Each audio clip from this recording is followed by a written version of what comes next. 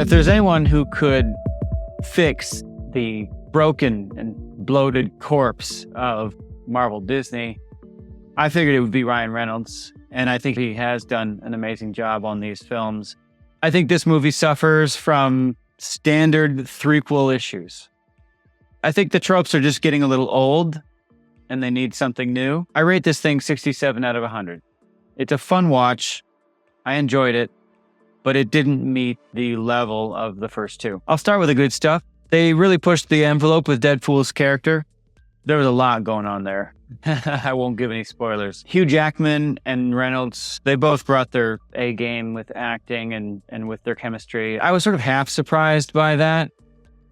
They're great at what they do, but also this third installment felt a little bit like a desperate attempt at something. And to their credit, they actually put that in the narrative of the film itself. So at least they were acknowledging it. So I thought they might be kind of phoning in their performances, but I was pleasantly surprised. The cameos were amazing. I'm not going to say anything about them, except that they just had me grinning every single time they showed up, and there were quite a few of them. The music choices were great. I think that using pop music to make a movie more punchy, more relevant, is starting to get old. In my recollection, it's something that Tarantino really made a thing back in the 90s. And now it kind of feels like a crutch. But in this case, I thought they really knocked it out of the park. Let me talk about some of the issues that I had. I didn't find the humor landing as well as it had in the first two. And part of it was because it felt a little bit like a one-trick pony, but really, to be fair, a four-trick pony, right? So trick number one is the meta humor. And we all come to Deadpool movies to see the meta humor. That's a big part of it. And there were a lot of good things about that meta humor. You know, I'm laughing thinking about it now. So it was good. But sometimes it just felt like they were just rapid fire, just hitting you over the head with it. I think they could have rewritten a little bit of that better, and they could have made it a little bit more subtle, a little more dynamic. Trick number two, excessive violence. Again, something we want to see with Deadpool. You wouldn't have Deadpool without that amazing tension between his lighthearted sarcasm and the gore. It couldn't have worked any other way. In this case, I think that it just started to feel like they were leaning on it as a crutch as opposed to it being something really creative. Trick number three was the homoerotic humor, and I'm laughing because there was some pretty funny stuff in there for sure. But again, it just felt overplayed. It's like the guy at the party who tells one great joke and then he spends the rest of the evening trying to recreate the magic, and then you start to wonder. I just think they could have curated those jokes a little bit better. Trick number four, Easter eggs. Again, you can't have a Deadpool movie without the Easter eggs. That's part of what we want to see. And there was a lot of really great stuff in there.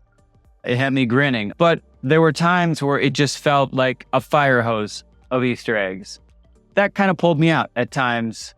The positive side is that this is an example, finally, of Marvel Disney respecting the lore and really respecting the fans. There's been so many cases where they destroy the lore and then they attack the fans as being toxic for criticizing the film. In this case, it was pendulum swing way to the other direction, which I have to say is a welcome development. I thought the supporting cast was hit or miss. Matthew McFadden from Succession, love the guy, love that show, love what he did on that show. This one felt a little off. I'm not sure he had a great character to work with, so there's that. I thought his acting on that one was just not as good as what he did in Succession.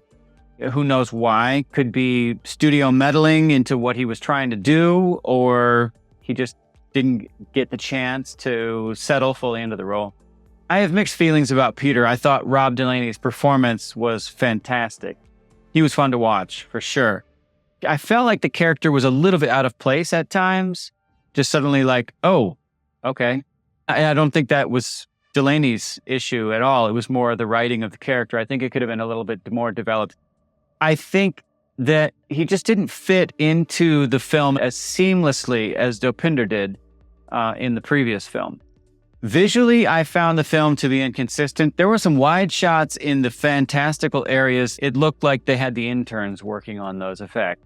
I don't know what was going on there. Maybe they blew the budget on the cameos. That's probably what happened. I think the action could have been choreographed better. In the past Deadpool films, the action is really clear. You can always tell what's going on, even if it's moving really fast.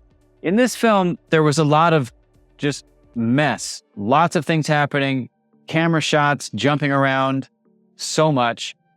It obviously produces a feeling of being overwhelmed in the middle of a battle, but you lose that beautiful recognition of the choreography that I really loved in earlier films, especially the opening sequence of the first film. I think Marvel has trouble with villains, and I think part of it is because the stakes for Marvel movies are always universal.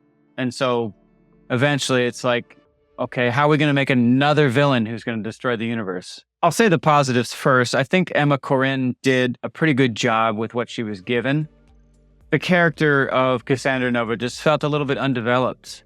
I have mixed feelings about her. I think the visual aspect of that character really could have been taken to a much higher level. My biggest issue was the pacing. I found myself sitting there analyzing each scene and the connections between the scenes, and then I'm thinking to myself, why am I analyzing whether these scenes are connected correctly? I should just be immersed in the film. So not a good sign. Definitely could have been cut down a little bit. I think some of the action scenes, they went on for a long time, and I think they were going for quantity versus quality.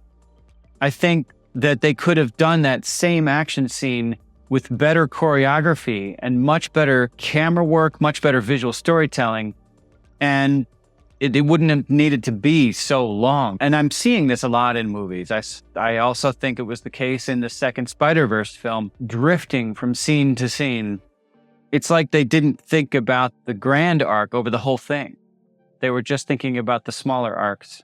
I'm not saying I could do it better, but they're the experts, supposedly. With all that said, you might think that I'm saying don't go see the movie, but it was a fun movie, despite all the flaws, most of which come with a third movie in a trilogy. I really enjoyed myself. And one of the ways I can tell that I've really enjoyed a movie is when I leave, I don't want to talk to people. I don't know if that's if that's just a me thing, but I like to get on my motorcycle and just ride and just think and just be with whatever the experience was. And those are pretty rare. Leaving a movie these days, I don't get that. I'm usually just on to the next thing. Like, it's almost like just watching a TV show these days, like big deal. But I got that after this one. So there's something there. It was definitely the weakest of the three, but you know, what were we expecting? It's a solid popcorn flick, entertaining, and I think it could represent a return to form for Hollywood. But then you could have said that about the other two Deadpool movies. It seems to me that Hollywood loves to shoot themselves in the foot. They get a winner. Everybody knows why it's a winner. I would love to see Marvel Disney recognize the smashing success that they made with this film and start to make more films like it. Get Ryan Reynolds on there as a producer. But then I think about Jon Favreau. He's another Ryan Reynolds in the sense that whatever he touches tends to be of a higher quality. And, look what happened to The Mandalorian. So we'll see if Disney has any desire to learn from their mistakes. I hope it does. So that's my review. I give it a 67 out of 100. Worth watching, entertaining. Go check it out. Maybe even in the theater. I'll see you next time.